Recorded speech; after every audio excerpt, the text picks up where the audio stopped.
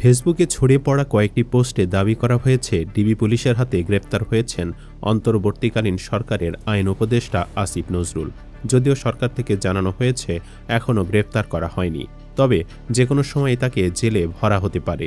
আসিফের বিরুদ্ধে দুর্নীতির শত শত অভিযোগ রয়েছে, অথচ কিছুদিন আগে আসিফ নজরুল বলেন, আমি সরকারে থাকা অবস্থায় বা এর আগে পরে জীবনে কখনো কোনো দুর্নীতি করিনি। 1 টাকা আবার বলি, 1 টাকাও দুর্নীতি করিনি।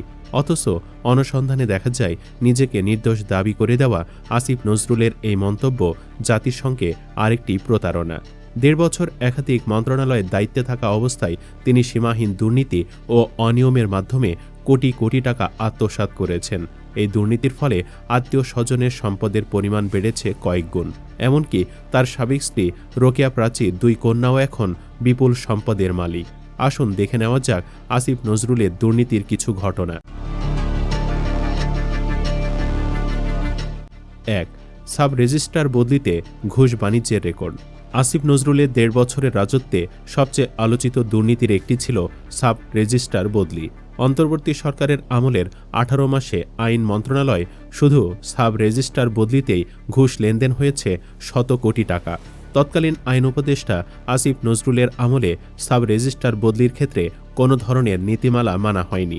ঘুষের বিনিময়ে বদলির ক্ষেত্রে প্রতিশ্রুত টাকা পরিশোধ না করায় বদলির আদেশ স্থগিত করার প্রমাণও পাওয়া গেছে।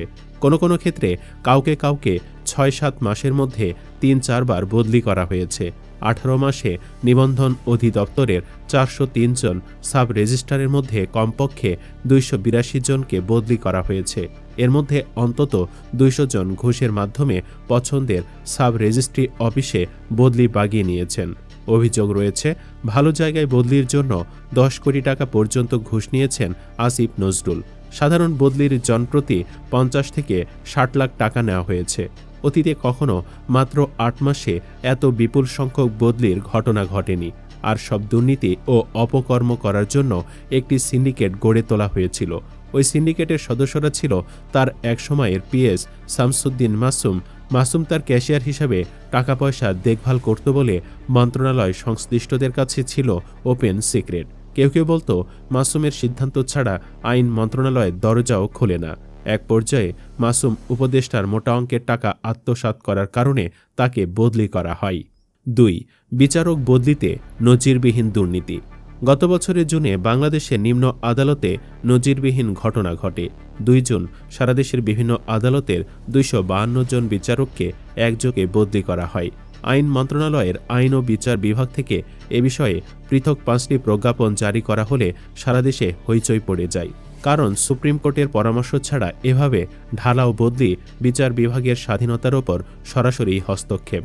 প্রজ্ঞাপনে বলা হয়েছিল, দেশের বিভিন্ন জেলার 30 জন জেলা ও দায়রা জজ এবং সমপদমর্যাদার বিচার বিভাগীয় কর্মকর্তা আগামী 3 জুন বর্তমান পদের দায়িত্বভার অর্পণ করে অবিলম্বে বদলিকৃত কর্মস্থলে যোগদানের জন্য অনুরোধ করা হয়।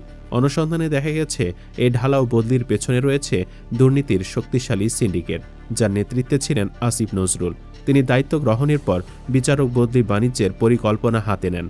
তার ঘনিষ্ঠদের মাধ্যমে অর্থ লেনদেন চূড়ান্ত করার পর একযোগে বদলি করা হয়। এই বদলি বাণিজ্য করে আসিফ নজরুল হাতিয়ে নেন কয়েকশো কোটি টাকা। 3. জামিন বাণিজ্য। আসিফ নজরুল টাকার বিনিময়ে বহু আসামি জামিন করে দিয়েছেন বলে অভিযোগ রয়েছে। এসব জামিনের বিনিময়ে তিনি কয়েকশো কোটি টাকা আত্মসাৎ করেছেন বলে জানা গেছে। এ সময় আলোচিত জামিনের মধ্যে ছিল শেয়ারে জালিয়াতি ও ভাই হত্যার মামলায় ট্রান্সকম গ্রুপের সিও সিমিন হোসেনের জামিন। একদিনে 3টি মামলায় তাকে জামিন দেওয়া হয়। বাংলাদেশের বিচার বিভাগের ইতিহাসে এটি একটি নজিরবিহীন ঘটনা। এমনকি যে আদালত তাকে জামিন দিয়েছে, তার জামিন দেওয়ার এখতিয়ারও সেই আদালতের ছিল না। গান বাংলার তাপসের জামিন হয়েছিল টাকার বিনিময়ে। শুধু জামিন নয়, আসিফ নজরুলের হস্তক্ষেপে তাপসকে বিদেশে যাওয়ার অনুমতি দেওয়া হয়েছিল। অনুসন্ধানে দেখা গেছে, এরকম অন্তত 2 ডজন ব্যক্তিকে আসিফ নজরুল অর্থের বিনিময়ে জামিন দেওয়ার ব্যবস্থা করেন। 4. জেলা প্রশাসক পদায়নে অর্থের লেনদেন। অন্তর্বর্তী সরকার দায়িত্ব গ্রহণের পর আসিফ নজরুল হয়ে উঠেছিলেন দ্বিতীয় ক্ষমতাবান ব্যক্তি। প্রধান উপদেষ্টার পরপরই তার ক্ষমতা ও কর্তৃত্ব ছিল। এমনকি প্রধান উপদেষ্টা তার পরামর্শ অনুযায়ী অনেক গুরুত্বপূর্ণ সিদ্ধান্ত নিয়েছেন। অন্তর্বর্তী সরকার গঠনের পর কয়েকজন আমলাকে চুক্তিতে নিয়োগ দেওয়া হয়। এর মধ্যে সাবেক জনপ্রশাসন সচিব মোখলেসুর রহমান ছিলেন অন্যতম। মোখলেস দায়িত্ব নেওয়ার পর সারা দেশে জেলা প্রশাসক নিয়োগ দেওয়া শুরু করেন। এ সময় ডিসি নিয়োগে ব্যাপক ঘুষ বাণিজ্যের অভিযোগ ওঠে। অনিয়ম খতিয়ে দেখার জন্য গঠিত হয় একটি তদন্ত কমিটি। এই কমিটিতে আসিফ নজরুল ছিলেন একক ক্ষমতার অধিকারী। মোখলেসের সঙ্গে সমঝোতার মাধ্যমে আসিফ নজরুল তাকে দুর্নীতির অভিযোগ থেকে মুক্ত করেন। বিনিময়ে ডিসি পদায়নে নিজের পছন্দের নাম দিতে শুরু করেন। কিন্তু বিপত্তি ঘটে যখন চট্টগ্রামের ডিসি পদায়নে আসিফ নজরুলের পছন্দের প্রার্থীর বিপরীতে ছাত্র উপদেষ্টা আসিফ মাহমুদ সজীব ভূঁইয়াও নাম দেন। দুজনই বিপুল অঙ্কের টাকার বিনিময়ে নাম দিয়েছিলেন। বিষয়টি জানাজানি হওয়ার পর মোখলেসুর রহমানকে জনপ্রশাসন থেকে সরিয়ে দেওয়া হয়। এ নিয়ে সে সময় অনেক আলোচনার জন্ম হয়েছিল। শুধু জেলা প্রশাসক নয়, আসিফ নজরুল অনেক সচিবকে পদায়নের বিনিময়ে কোটি কোটি টাকা বাণিজ্য করেছেন বলেও অভিযোগ রয়েছে। ৫. রিক্রুটিং এজেন্সির লাইসেন্স প্রদানে দুর্নীতি। আইন মন্ত্রণালয়ের পাশাপাশি আসিফ নজরুল প্রবাসী কল্যাণ মন্ত্রণালয়ের উপদেষ্টাও ছিলেন। এখানেও তার বিরুদ্ধে রয়েছে দুর্নীতির অভিযোগ। আসিফ নজরুল এই মন্ত্রণালয়ের দায়িত্ব নিয়ে নতুন করে রিক্রুটিং এজেন্সির লাইসেন্স দেওয়া শুরু করেন।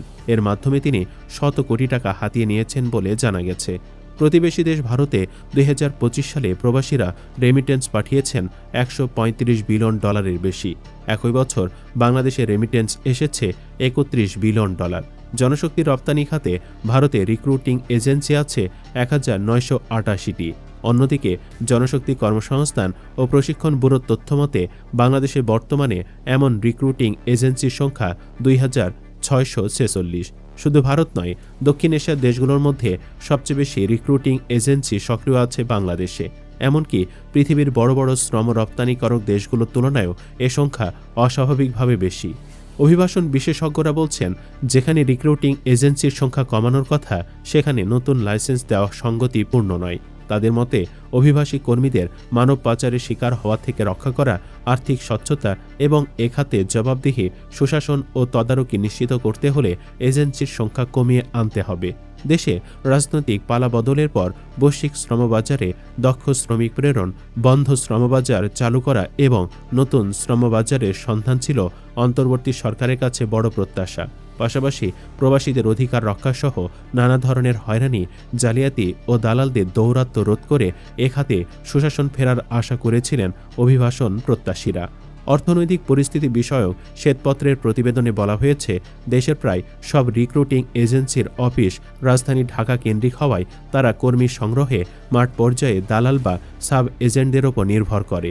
এ ব্যবস্থায় স্বচ্ছতার অভাবকে কাজে লাগিয়ে কিছু রিক্রুটিং এজেন্সি এবং সাব এজেন্ট প্রতারণা করে এবং একে অন্যের ওপর দোষ চাপিয়ে জবাবদিহিতা এড়িয়ে যায়।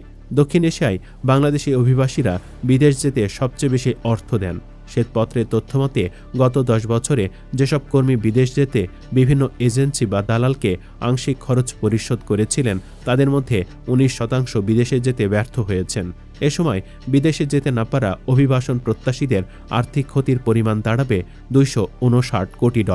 প্রায় প্রতি বছরই রিক্রুটিং এজেন্সির বিরুদ্ধে হাজারো অভিযোগ জমা পড়ে। জনশক্তি কর্মসংস্থান ও প্রশিক্ষণ ব্যুরোর তথ্যমতে 2024 সালে বিভিন্ন এজেন্সির বিরুদ্ধে অভিযোগ জমা পড়ে 2213টি, 2023 সালে 2380টি, 2022 সালে 1240টি, 2021 সালে 582টি এবং 2020 সালে 905টি। আসিফ নজরুল অভিযুক্ত রিক্রুটিং এজেন্সির বিরুদ্ধে কোনো ব্যবস্থা গ্রহণ করেননি। এর পেছনে রয়েছে অবৈধ আর্থিক লেনদেন। এভাবে সততার মুখোশ পরে আসিফ নজরুল গত 1.5 বছরে হাজার কোটি টাকা দুর্নীতি করেছেন। সুপ্রিয় দর্শক, আপনি কি চান আসিফকে যেন এখনই গ্রেফতার করা হোক? কমেন্ট বক্সে জানিয়ে দিন আপনার মতামত। ভিডিও ভালো লাগলে লাইক দিন এবং চ্যানেলটি সাবস্ক্রাইব করুন। ধন্যবাদ।